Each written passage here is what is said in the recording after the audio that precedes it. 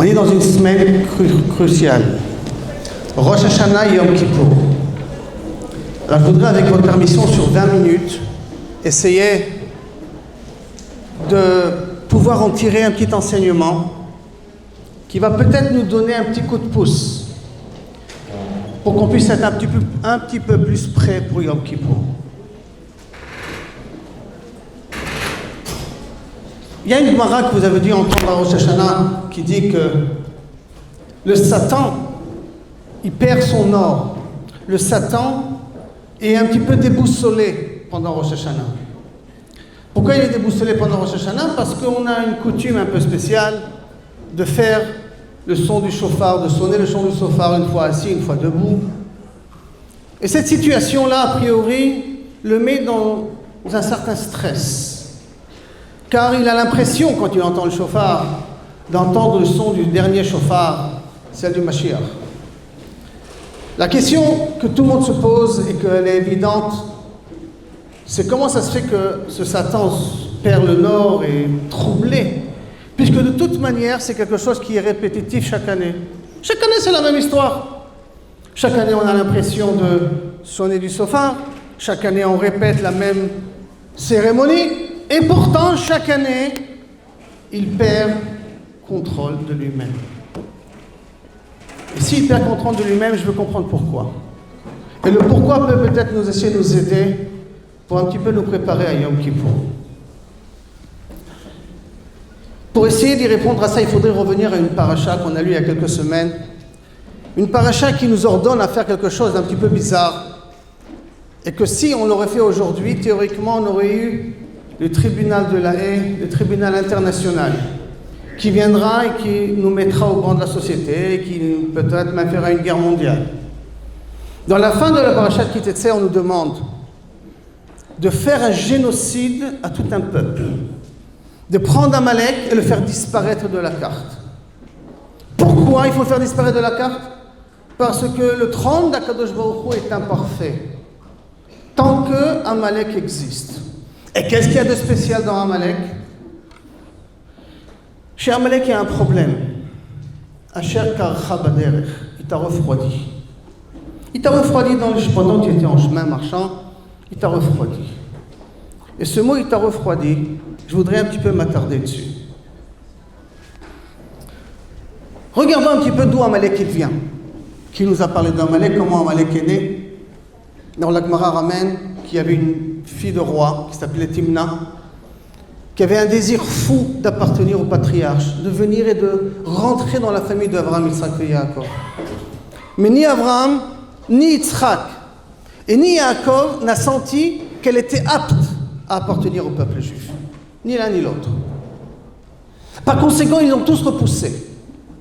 Mais comme elle était tenace et qu'elle n'était pas prête à lâcher le morceau, elle a dit, je préfère être une compagne, concubine, pilegesh, chez des descendants de cette famille, qu'appartenir à quelqu'un d'autre, et donc elle devient une pilegesh de Eliphaz. Et nos chachamim, d'une certaine manière, nous disent, chez Abraham et chez Yitzhak et chez Yaakov, il y avait un petit peu un manque de sensibilité. Si cette femme-là était si présente, si importante pour elle, de rentrer dans le Ham Israël, il fallait peut-être lui donner une chance. Donc ça veut dire que d'une certaine manière, Abraham, Yitzhak et Yaakov ont manqué un petit peu d'attention, de réflexion, un petit peu de pouvoir ressentir la personne qui est en face. Et bien justement, cette ténacité de cette femme a fait que Bassof, Amalek est né. Amalek est né d'un manque de sensibilité de Abraham, Yitzhak et Yaakov. D'ailleurs, dans l'histoire, ce n'est pas la première fois. Nous savons très bien que la Gemara nous ramène dans Sanhedrin que Jésus n'est devenu que ce qu'il est devenu, c'est parce que son Rav aussi manquait un petit peu de sensibilité. Il avait repoussé 3 fois. Il n'a pas voulu le voir pendant 3 fois à la suite d'un problème qu'il avait eu auparavant. Et en fin de compte, il a décidé de faire ce qu'il a décidé de faire, il a recréé cette autre religion. C'est quand même dans la même situation où manque de sensibilité d'un Rav a causé l'histoire que nous connaissons. Maintenant, cette manque de sensibilité, jusqu'à où elle peut arriver? Parce que nous savons tous très bien que lorsque Amalek est sorti, le peuple juif était le peuple numéro 1 dans le monde. Mais à cause de Amalek, on n'a plus eu peur du peuple juif comme on aurait pu avoir peur auparavant. Cette manque de sensibilité, elle peut amener jusqu'à où? Alors vous connaissez un petit peu tout ce qui s'est passé pendant les 10 plaies d'Égypte. Pendant qu'il y a eu la plaie de la grêle, Moshe Rabbeinu a ordonné, a demandé, a conseillé à que toute personne ramène son troupeau dans les étables, car toute personne qui trouvera en plein air ne finira pas la journée. Et pourtant, il y a eu des personnes qui n'ont pas eu peur et qui ont pris après 7 plaies déjà, ont quand même gardé leur troupeau en dehors de leurs étables. D'où ça vient ça? Manque de simatlev, manque d'attention. On vient, on t'avertit de quelque chose. Tu as déjà vu que c'est possible, mais on ne fait pas trop attention. On laisse un petit peu passer. Cette notion-là de manque d'attention, Asher karcha baderech, dit Akadosh Baruch Hu, ça créera jusqu'à la fin des temps une séparation entre moi et la finalité de ce monde. Maintenant, ce problème de manque de sensibilité n'est pas quelque chose qui est uniquement pour certaines personnes. La Gemara dans Megillah ramène qu'il y a même des personnes, Talmidei Chachamim, peuvent tomber dans le revers de ce manque de sensibilité. À part déjà ce que j'ai raconté avec le Rav de Jésus, mais il y en a bien d'autres aussi. La Gemara ramène avec Rava. Rava dans la Gemara Megillah là-bas, page 7, ramène qu'il est devenu, Baruch Hashem, Rava, Rosh HaSanhedrin, Rosh HaMetifta, il n'y a pas Sanhedrin à l'époque, mais Rosh HaMetifta, le grand de la Yeshiva de Chutz Laaretz. Et quand il est devenu grand, c'est arrivé Purim, et Purim envoie un Mishloach Manot. Et Rava envoie un Mishloach Manot à un certain Rav Mari. Mais qu'est-ce qu'il lui envoie? Des dattes séchées et du blé grillé, par l'intermédiaire de Abaye. Abaye voit le cadeau de Mishloach Manot, il lui dit: Rava, je peux lui envoyer ça. Mais qu'est-ce qu'il va dire le Rav Mari quand il va le recevoir? Il va dire que cette personne-là, suivant l'expression de la Gemara, a grandi et est resté avec le même joug. Il n'a pas compris qu'au niveau où il est maintenant, on attend de lui un autre comportement. On attend de lui un certain changement. Ça ne devrait plus être la même personne qui était avant. Même des rabbinim peuvent rentrer dans ce problème-là de manque de simatlev. Je ne m'aperçois pas qu'il y a quelque chose qui change ici autour de moi. Les Chachamim nous enseignent qu'il y a une personne qui s'appelle le maître de la tchouva. Le maître de la tchouva, il s'appelle Rabbi Elazar ben Dourdaya. Tellement maître de la tchouva qu'il a mérité qu'on lui donne un titre. Rabbi Elazar ben Dourdaya. Et comme il dit Rabbi, Yesh kone olamo besha'a achat. Un homme peut acheter tout son monde en un instant. Un homme peut acheter tout son monde en un instant. La réflexion d'une femme. On ne rentre pas dans les détails de l'histoire car nous n'avons pas ni le temps ni le moment. Mais par la réflexion d'une femme, quelle qu'elle soit, il s'est commencé à se poser une question. Alors qui je suis? Où je vais? À quoi ça sert tout ce que j'ai fait? Un instant, il a saisi l'occasion et il en a fait un changement. La Gemara demande, qu'est-ce qui se passe si une personne dit à une femme: tu veux bien être ma femme, chérie, mais à une condition, que je sois un tzaddik gamour. Ah, le Baal Tshuva total. Et il lui donne la bague de mariage, les Kiddushin. La Gemara, elle dit, même si c'est un mécréant, cette personne-là, cette femme-là, si après elle ne veut pas se marier avec lui, elle doit recevoir un guet. Pourquoi? Parce que peut-être, dans une seconde, une nanoseconde, quand il était dans cet événement qu'il a proposé en mariage à cette femme-là, il a eu vraiment un petit regret dans son cœur. Il a vraiment désiré d'être un tzaddik gamour. Et ce petit désir, peut-être était valable, même si après il a rejeté. Ce petit désir était même valable, même si après il a rejeté. Par contre, si quelqu'un se marie et il apprend 2 témoins, et ces témoins ne sont pas Shomer Shabbat, par exemple, le mariage devient caduc automatiquement. On n'a qu'à se poser la question, et peut-être ils ont fait tchouva dans leur cœur. Et donc, par conséquent, le mariage est peut-être valable. On ne le dit pas ça là-bas. Pourquoi? Parce qu'il y a une différence entre cet homme-là qui donne la bague et cet homme-là qui regarde le mariage. Cet homme-là qui regarde le mariage est passif. Cet homme-là qui donne la bague, il a un intérêt. Il a un événement, il y a quelque chose qui est censé un petit peu changer dans sa vie. Ce petit événement, ce petit moment-là, peut donner tout à fait une autre image, une autre personne. Et automatiquement, ça s'appelle peut-être un tzaddik gamour. C'est une seconde, hein, pas plus. Mais c'est une seconde où on est capable de saisir l'événement, saisir le moment. Et quand je saisis le moment, alors de là, je commence à monter. Vous connaissez tous plus ou moins l'histoire de Korach. Korach, avec toute sa révolte, a remis en question tout le statut de Moshe Rabbeinu. Mais d'un autre côté, ses enfants, Bnei Korach lo metu. Les enfants de Korach ne sont pas morts. Et dit la Gemara encore plus que ça, quelque chose d'un petit peu difficile à comprendre. Mais dit la Gemara qu'ils sont rentrés dans le Gehinnom, les deux enfants de Korach, donc ils sont rentrés dans l'enfer, et ils en sont sortis. Tellement ça a été étonnant comment ils ont pu rentrer et sortir, que les malachim sont venus voir. Qu'est-ce qui se passe ici? Comment ils ont réussi? Comment ils ont réussi à changer? Comment ils ont réussi à sortir? Ils sont dans la profondeur du négatif. Et ils arrivent à s'en sortir. Les malachim n'ont pas compris comment ils sont venus voir. Mais il y a un malach qui en est conscient. Il y a un malach qui sait qui on est vraiment. Malheureusement, lui il sait, nous on ne sait pas.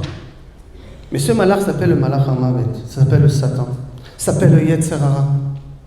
Celui-là, il sait très bien que des fois, il suffit d'un petit quelque chose. Et ce petit quelque chose-là peut transformer cette personne-là comme un tzaddik.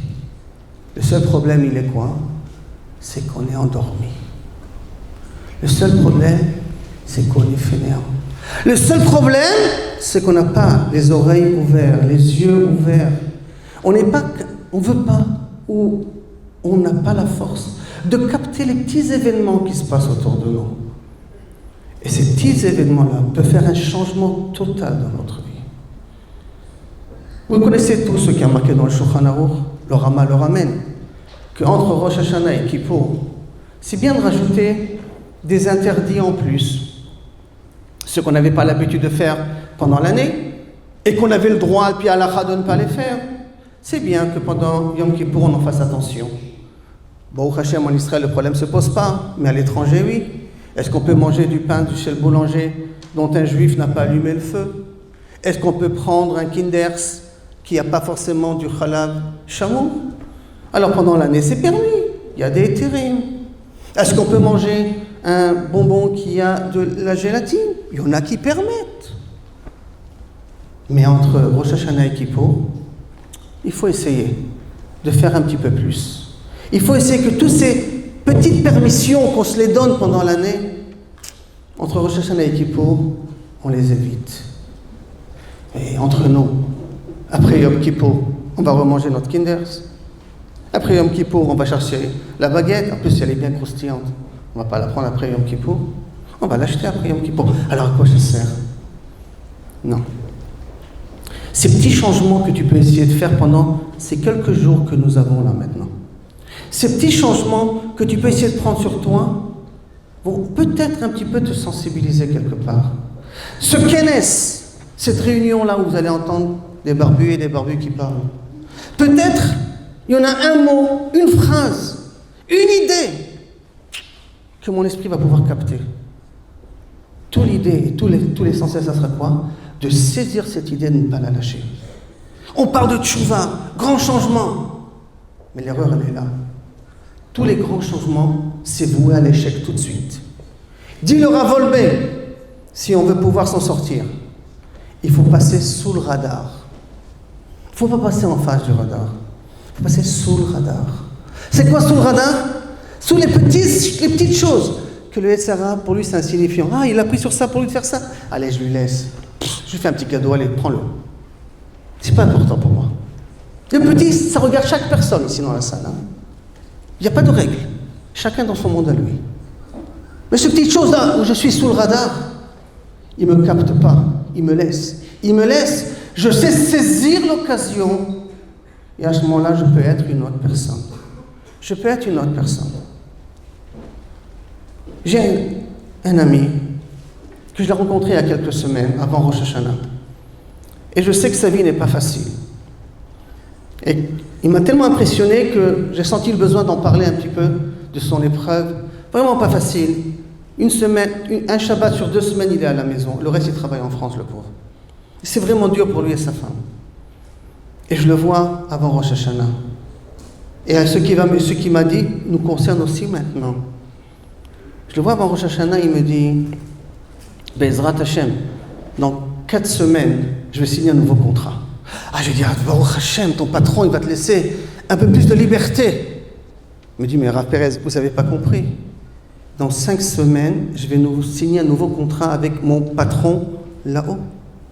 Mais ton patron ici, non, lui, c'est pas grave. Mon patron là-haut.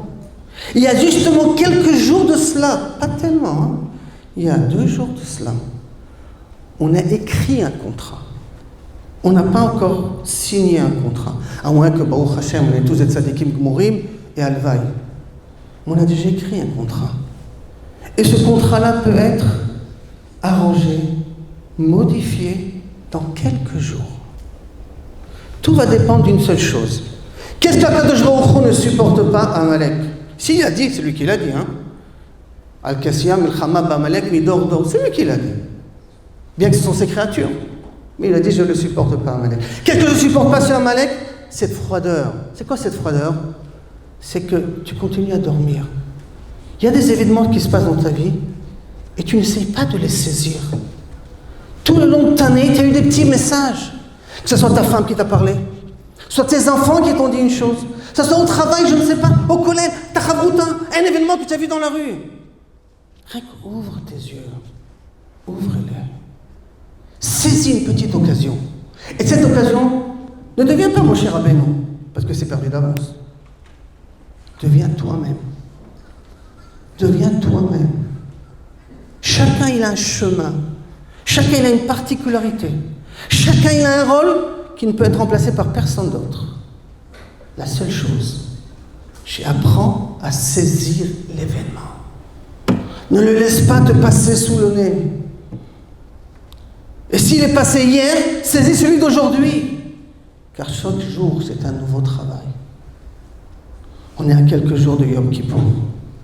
Et ces quelques jours peuvent faire changer notre vie et la vie du monde entier. Comme je l'ai dit à l'occasion de Rosh Hashanah, je ne sais pas moi comment interpréter les prophéties d'Akadosh Baruch Hu. Qui je suis, on est tellement loin.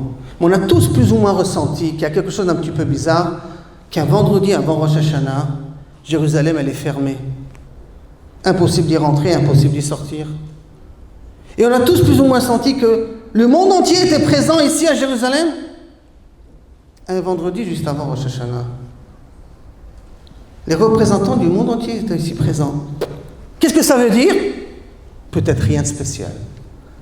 Ou peut-être, ça sera l'interprétation de la prophétie de la fin des temps. Je ne sais pas, c'est pas grave. De toute manière, le Messie c'est une étape. C'est une étape.